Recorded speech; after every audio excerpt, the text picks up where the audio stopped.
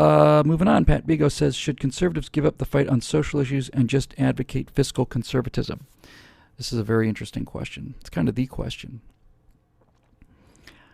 Look, without evangelicals, we don't win elections. And a lot of them sat out the last two elections. A lot of people sat out the last two elections. So I'm going to answer your question in two ways, because it really is two issues. When you say should conservatives give up the fight on social issues, my answer is no. Should not give up the fight on social issues.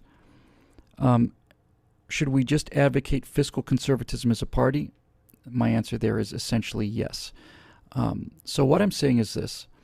I'm not one of those people that say that, I wish these people would just stop talking about abortion and gay marriage. It's like, what do you mean? They have a perfect right to talk about abortion and gay marriage. These things bother people. They bother a lot of people. You can't tell them that they just should not be concerned about it and get over it. And likewise, there are some conservatives who say, you should stop listening to the libertarians. It's all about, you're drifting off into this idea that that the republic can survive without a moral code and without a religious code. And that's a sound argument. In many ways, it's a sound argument. So I think what we have to ask ourselves is, we have to say to ourselves, why can't we? What do we want to do? And what is our really? When we say what do we want to do, it can't be about what do we want to do in order to win elections. Although that'd be nice for a change. The real question is, what do we actually believe together? What is the core that we can all believe together? So if you think about it, I've heard this before. I don't know if P.G. O'Rourke said this, but if you think about it, every single person in the country ultimately is a party of one. There's not another American out there who agrees with me on 100% of the things I agree with. Nobody agrees with you on 100%. 100%. You can get a lot of agreement. But really, no two people think exactly the same thing about anything. And by the way, just so you know, the one pet peeve of mine in this line of work, I can take it from liberals, I can take all this other stuff. The only thing in this line of work that actually drives me batty and makes me angry is when I hear something where somebody will say to me, Bill, I've been a fan of yours for 8 years, but you said something about My Little Pony and I can't listen to you anymore. Goodbye, I'm never going to listen to you again.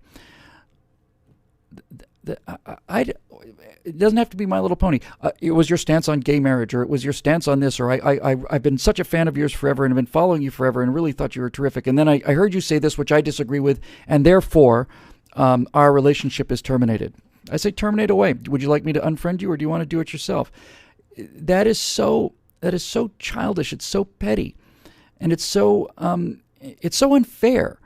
It's so unfair. It's not just unfair to me. It's unfair to anybody to think that because you agree with somebody on most things that you have to agree with them on anything. It's not how things work. It's not how the country works. It's not how life works. So the question comes down to, what can we all agree on together? What is the smallest raft that we can all fit on? And I think what I would say to that is, fiscal conservatism is the one thing that unites conservatives and libertarians. Shrinking the government and being left alone is an even easier sell. So, if you can't sell personal freedom and private property and lowering taxes, you don't deserve to be in this business. Now, to the social conservatives, I would say this. I'm not saying that we should not worry about these issues, and I'm not even saying that they're not important. I'm not even saying they're not the key issues. But I think what I am saying is, if I understand if I know a lot of social conservatives, and I'm socially conservative in a lot of ways, but I think if I understand the argument that Christians are making about Christianity, about people in general, I want to ask, is that not in fact the entire point of Christianity, is that it is not legislatable? Isn't that kind of the entire point, that law does not protect the human heart against sin? Isn't that everything that Christianity is? Isn't that it in a nutshell, in fact? Isn't that why Christ came to earth, was to save us from law? The religious law, save us from the idea that if we do everything right, then we'll do everything right, therefore we'll be saved. Isn't it understanding that everybody's flawed, everybody sins, everybody makes mistakes, and so to legislate them into the appearance of virtue is not virtue at all. So if that's the case, it certainly seems to be what Christianity is to me. Aren't you, forget about causing us to win or lose elections, isn't that basically negating the essence of Christianity by trying to force people to do the right thing legally? I don't know.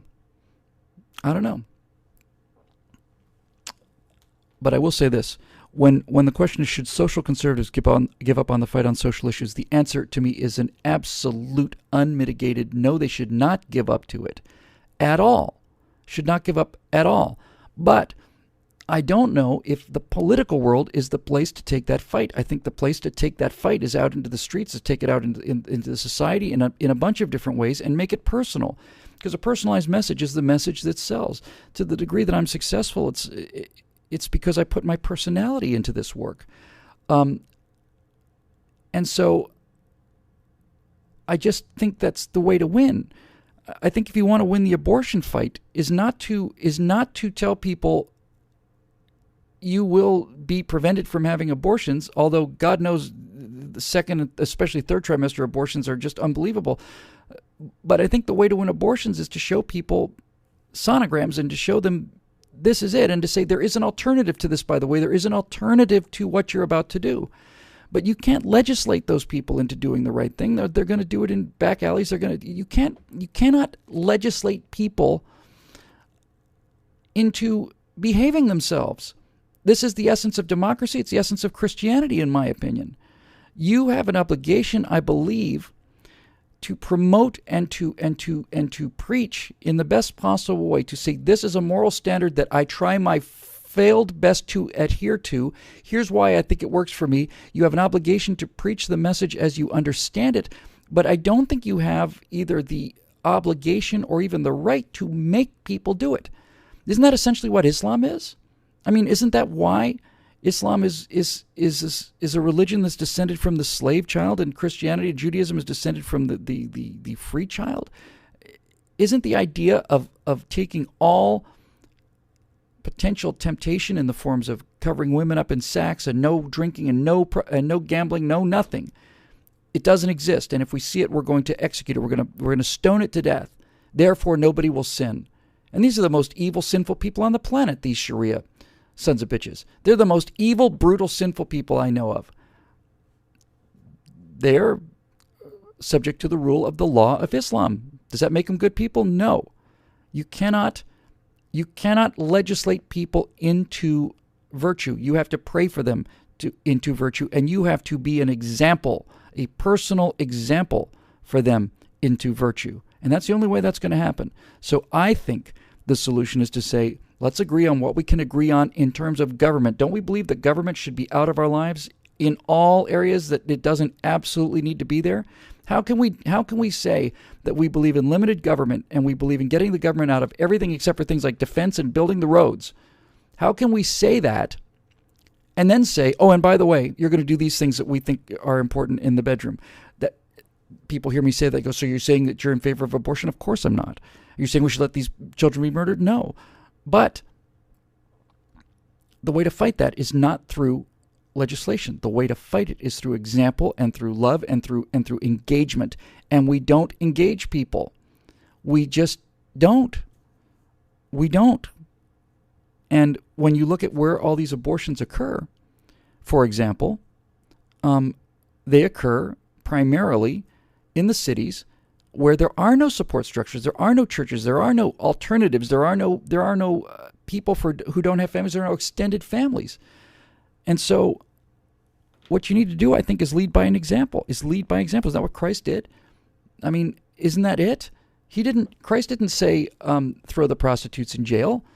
He hung out with them, and he hung out with the lepers, and he hung out with the sick and the lowly. And he hung out with them and converted them personally. And so, I don't know. Maybe I'm missing the point here. But I think social conservatism is the essence of recovering the country. If we do not recover personal virtue, we don't deserve to be free, and we won't be. But you can't force people into virtue, and the more you try, the more unvirtuous they become. That seems self-evident to me. Anyway, that's what would happen if you had a guy who could explain some principles. Moving